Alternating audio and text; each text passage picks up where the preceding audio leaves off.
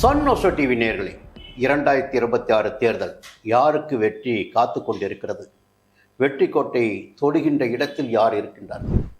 3 பேர் ஜாதகத்தை இப்பொழுது அலசி ஆராயப் போகிறோம். இந்த 3 பேர் தான் கதாநாயகன் இந்த தேர்தலில் எங்களுடைய பார்வையில். ஏன்னா ஆட்சியை பிடிப்பதற்கு யாருக்கு வாய்ப்பு அதிகமாக இருக்கிறது என்ற நம்பிக்கை மக்களுக்கு இருக்கிறதோ அந்த நம்பிக்கை மட்டும்தான் வச்சு பேசியாகணும். 100 கூட்டணி அமையலாம், 100 பேர் தேர்தல் நிற்கலாம்.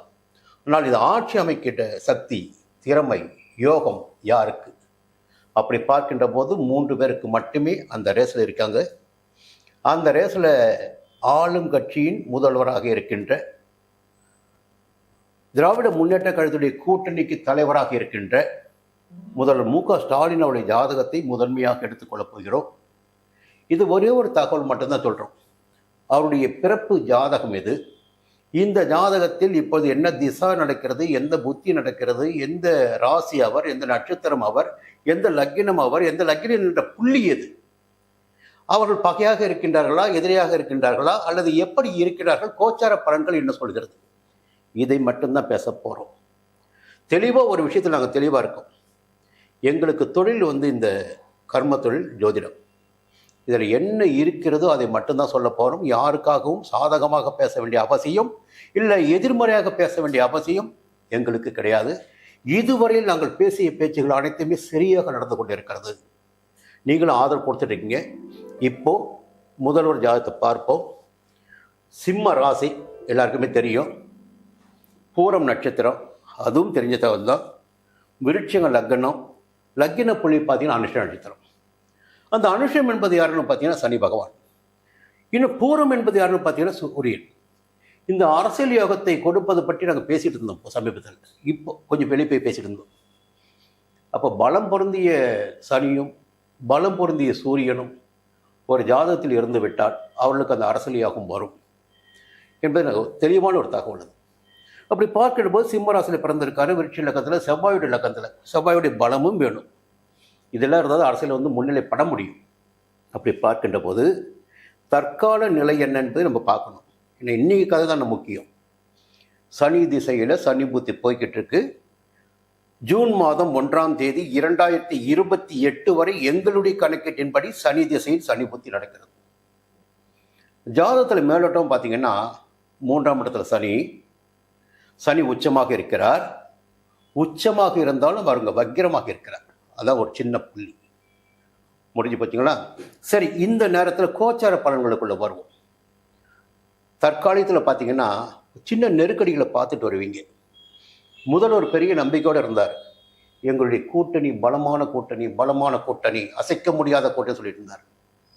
இதை உடைச்சதே நாங்கள் தாங்க. அதற்கு வாய்ப்பே கிடையாது சொல்லிகிட்டே இருக்கோம். ஏன் சொல்லணும், எதற்காக சொன்னோம், எதை வைத்து சொன்னோம், இது முக்கியம் இல்லைங்களா? அப்போது எப்பொழுது ஒரு மனிதனுடைய ஜாதகத்தில், சுய ஜாதகத்தில், சுய ராசிக்குள் கேது பகவான் சஞ்சரிக்கிறாரோ அந்த காலகட்டத்தில் மிகப்பெரிய சோதனைகளையும் நெருக்கடிகளையும் அந்த ஜாதகர் சந்தித்தாக வேண்டும். அது மட்டுமல்ல, இந்த 7ஆம் இடம் இருக்கு பாருங்க, அதுதான் கூட்டணிக்குரிய இடம், நட்பிற்குரிய இடம், வாழ்க்கை துணைக்குரிய இடம். இந்த இடத்துல இப்போ யார் இருக்கான்னு பார்த்தீங்கன்னா இந்த யோகக்காரகன் போகக்காரன் சொல்கின்ற ராகு உட்காந்துருக்காரு. எதுவரையில் இருப்பார்? நவம்பர் மாதம் 13ஆம் தேதி வரை ராகு 7ஆம் இடத்தில் தான் இருப்பார். அப்போ என்ன வரும் தெரியுங்களா உங்களுக்கு? பலம் பலம் பலம் சொல்லிட்டு பாருங்க. அங்க பூசல் உடைசல் என்பது நிச்சயமாக உருவாகும். இன்னும் நாள் இருக்குங்க, நீங்க பார்க்க தான் போறீங்க. இன்னும் நாள் இருக்கு. இன்றைக்கு பேசுவது என்பது நாளைக்கு இன்னும் நாங்கள் பேசுவது சரியாகவே இருக்கும் பாருங்க. அப்போ தேர்தல் தேதி அறிவிக்கின்ற வரையில் இந்த கூட்டணிக்குள்ள ஒரு உட்கட்சி பூசல் என்பது இருந்துட்டு இருக்கோம். தலைமை தாங்கி கொண்டிருக்கின்ற இவருக்கு அவர்களால் நெருக்கடி ஏற்பட்டு கொண்டிருக்கும், ஒரு மன உளைச்சல் ஏற்பட்டு கொண்டிருக்கும். தன்னை பலமாக நினைத்து கொண்டு கூட்டணியில் இருப்பவர்கள் இவருக்கு நெருக்கடி கொடுத்து கொண்டிருப்பார்கள்.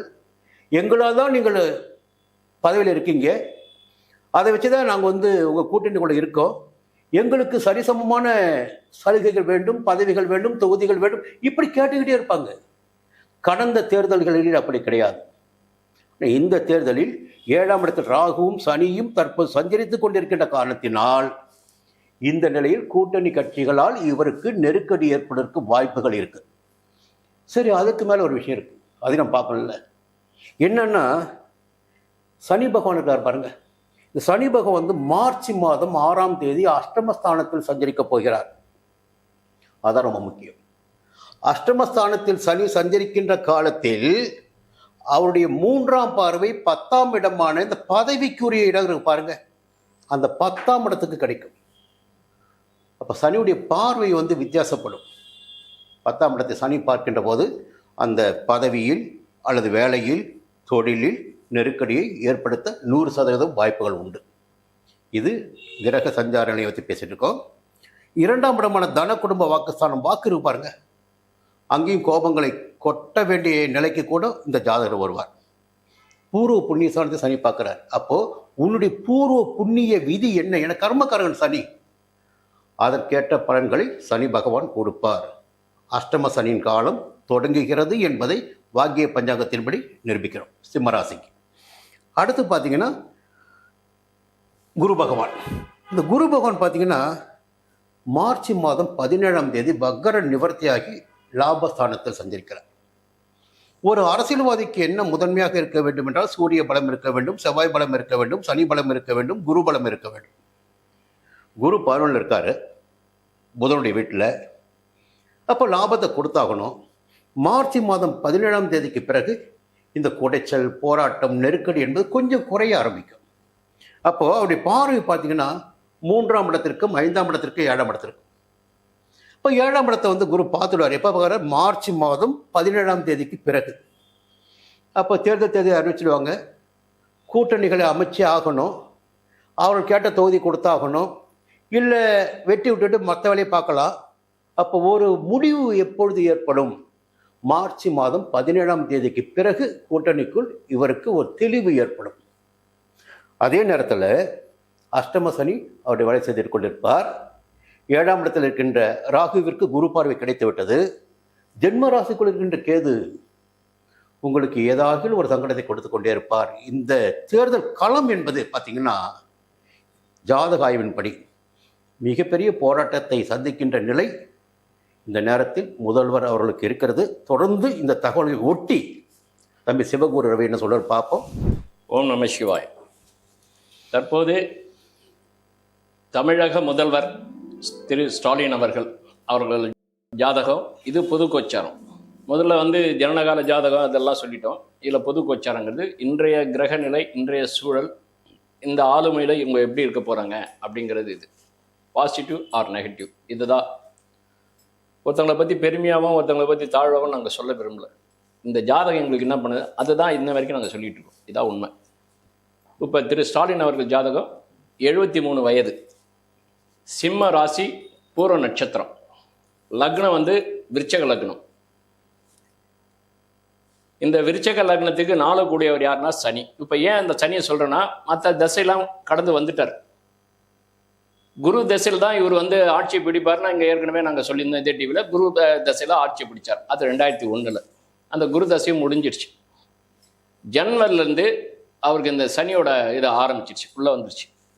இந்த சனி வந்து இந்த லக்னத்துக்கு 4 கூடிய சுகஸ்தானாதிபதி, தாய் ஸ்தானாதிபதி. ஆனால் அவர் யோகாதிபதி இல்லை, 4 கூடியவர் அவ்வளோதான். பாவர்கள் 4ல் இருக்கலாம், தப்பு இல்லை. ஆனால் அந்த 4 கூடியவர் லக்னத்துக்கு 12 போய் உச்சம் பெறார், அதுவும் நல்லது தான். ஆனால் அது வக்ரம் பெறார் பாருங்க, அந்த தான் பிரச்சனை. அது வக்ரம் பெறும்போது டேமேஜ் ஆயிடுறாரு.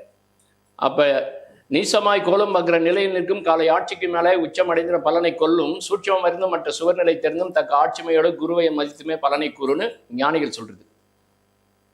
வக்ரி சுபட்ச பலா சவ கிரசகிதே வக்ரி பலம் துங்கரே வக்ரி நீச பலஸ்வா நீச பவானே வக்ரி பலம் துங்கஜம். இதுவும் ஞானி சொன்னதுதான்.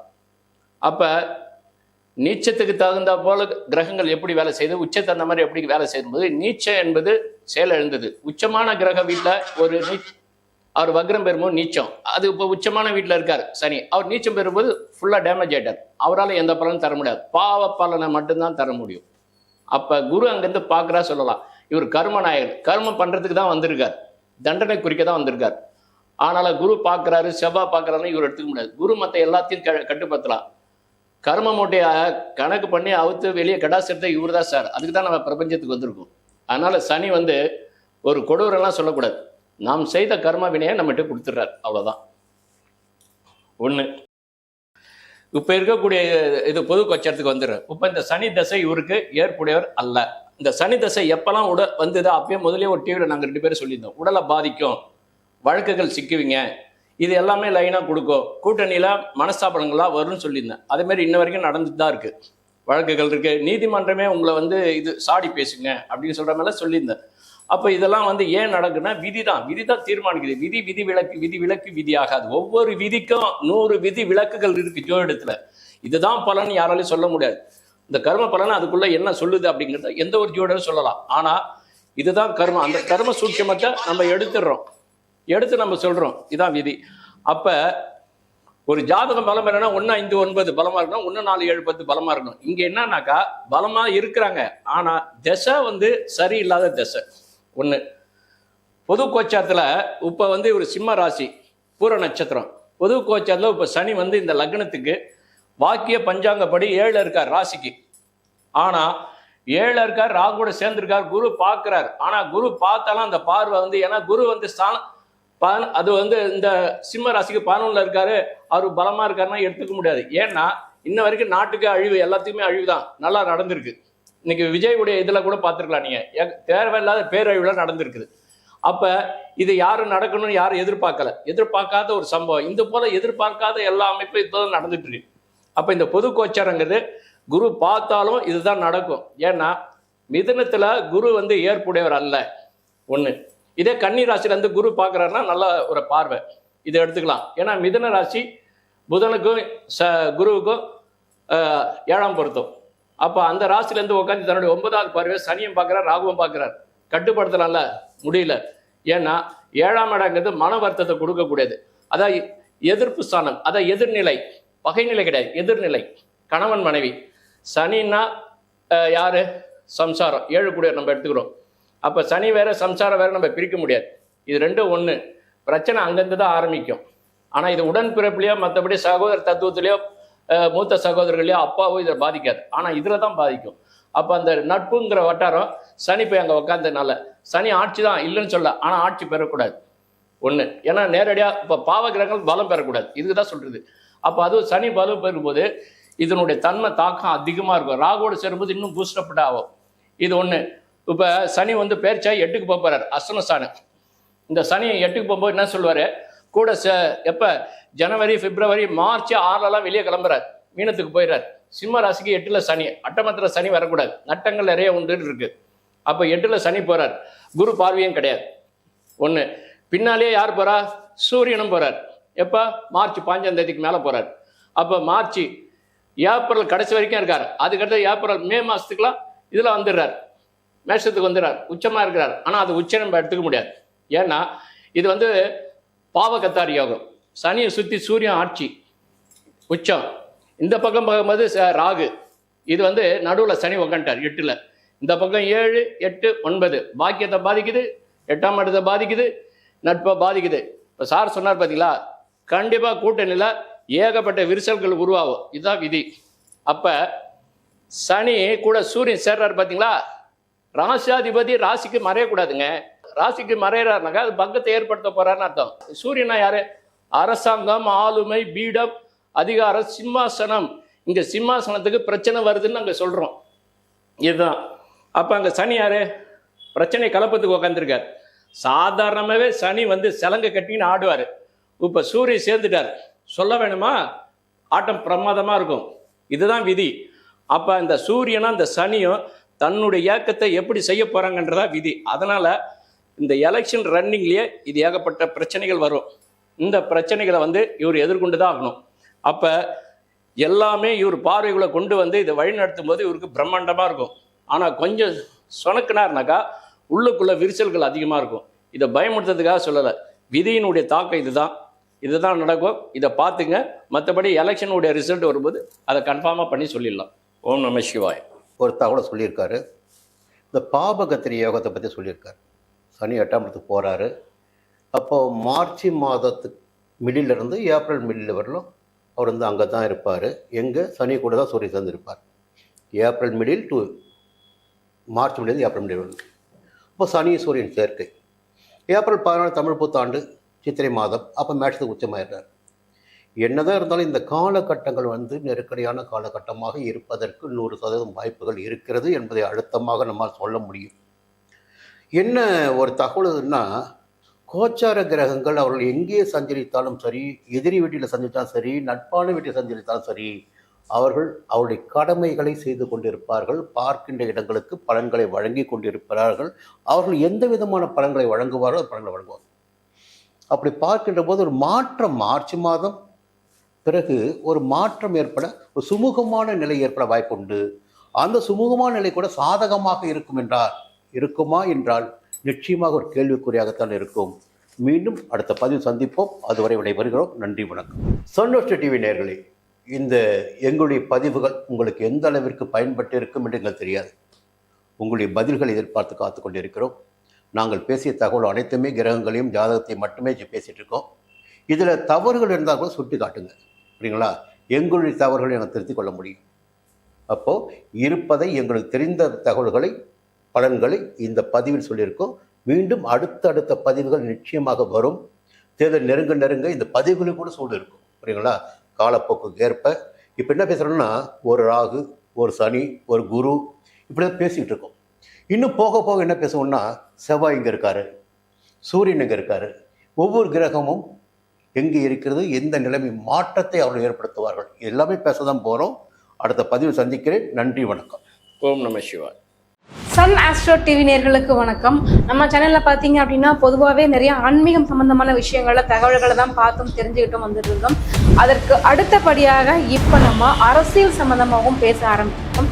மெர்சல் மீடியா அப்படின்ற ஒரு யூடியூப் சேனல் மூலமா நம்மளுடைய அரசியல் அனுபவங்கள், நாட்டு நடப்புகள், அரசியல் விமர்சகர்களுடைய கருத்துக்கள் அப்படின்னு சொல்லிட்டு மக்களாகிய நீங்கள் உங்கள் குரலாக அந்த சேனல் ஒலிக்க போகுது. சன் ஆஸ்ட்ரோ டிவிக்கு எந்த அளவுக்கு நீங்க ஆதரவும் பேரன்பும் கொடுத்தீங்களோ அதே மாதிரி மெர்சல் மீடியாவுக்கும் உங்களுடைய அன்பையும் பேராதரவையும் நீங்க தரணும் அப்படின்னு கேட்டுக்கிறோம்.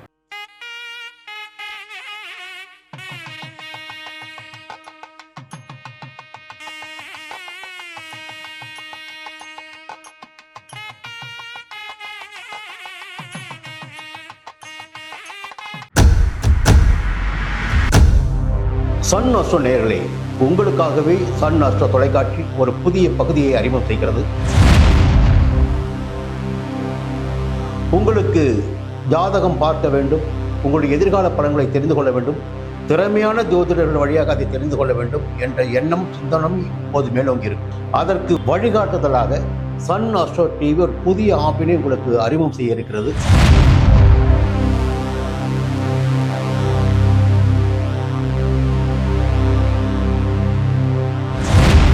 நேரடியாக நீங்கள் தொடர்பு கொண்டு உங்களுடைய சந்தேகங்களை கேட்கலாம், ஜாதக பலன்களை அறியலாம், எதிர்காலத்தை துல்லியமாக தெரிந்து கொள்ளலாம். அந்த அளவிற்கு ஒரு புதிய ஆப்பினை பிரபலமான ஜோதிடர்களை வைத்து சன் ஆஸ்ட்ரோ தொலைக்காட்சி விரைவில் தொடங்கிட இருக்கிறது. அதற்கு உங்களுடைய ஒத்துழைப்பினை வழக்கம் போல் எதிர்பார்க்கிறேன். மீண்டும் அது பற்றிய விரிவான தகவலை உங்களுடன் பகிர்ந்து கொள்வேன். அதுவரை உங்களிடம் விடைபெறுகிறேன். நன்றி, வணக்கம்.